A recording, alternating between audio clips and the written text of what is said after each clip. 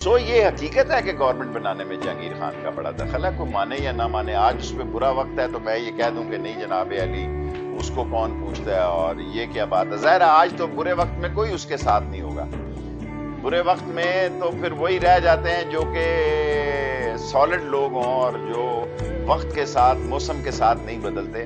سو میں نے تو کوئی بیان ان کی حمایت میں نہیں دیکھا۔ میں 60% تو نہیں کہہ سکتا، اگر 6 یا 10% بھی کہو تو عمران خان کی سیاست میں اس کا عمل دخل تھا۔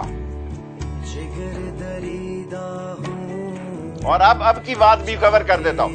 دیکھیں اب کیا ہو گیا تو کیا فرق پڑے گا، یہ لوگ کیا اس کے ساتھ کھڑے ہو جائیں گے؟ چھوڑیں جی، یہ بڑے بادشاہ لوگ ہیں۔ نواز شریف کا بیانیہ آپ نے دیکھا کتنے 3 دن رہا، بعد میں کون گیا جی؟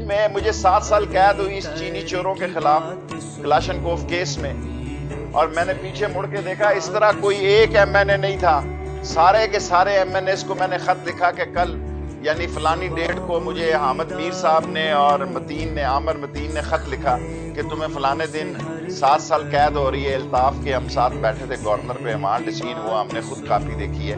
میں نے سارے ایم این ایز کو خط لکھا کہ مجھے 7 سال قید ہو رہی ہے اور میری ماں بھی مر گئی ہوئی تھی۔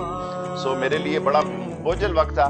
میں نے مڑ کر دیکھا ایک ایم این اے اس کمرہ عدالت میں نہیں کھڑا تھا جس میں مجھے بے گناہ 7 سال سزا ہوئی۔ وہی ڈینٹر پینٹر ویلڈر مکینک موچی درزی دھوبی نائی جو غریب میرے سپورٹر تھے، اس سے کچا کچ حال بھرا ہوا تھا۔ ایک ایم این اے نہیں تھا اس دن کورٹ میں جس دن میں 7 سال قید ہوا۔ یہ کبھی مجھے نہیں بھولے گا۔ میں تو گو پارٹی کا حصہ نہیں ہوں، لیکن میں اپنی بات اس لیے کہتا ہوں کسی کو بری نہ لگے۔ میں نے کسی کو برے وقت دیکھیں، جن لوگوں کی وجہ سے میں دنیا میں یہ چینی سے فائدہ اٹھاتے ہوئے ساری دنیا کو میں یاد کراتا ہوں کہ آڈیبل آئل کا، خوردنی تیل کا دنیا کا سب سے بڑا فیمس کیس میرا تھا۔ میں لیڈر وہاں سے بنا، یا بھٹو کا جلسہ پلٹنے سے بنا، یا بنگلہ دیش، یا وہاں بنا۔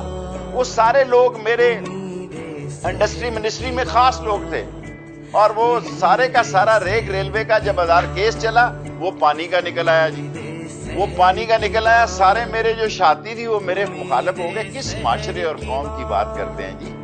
یہاں بکاؤ لوگوں کا بکنے اور بکنے والا معاشرہ، بکنے اور بکنے والا معاشرہ، اکثریت رائے سے یہاں لوگ رہتے ہیں۔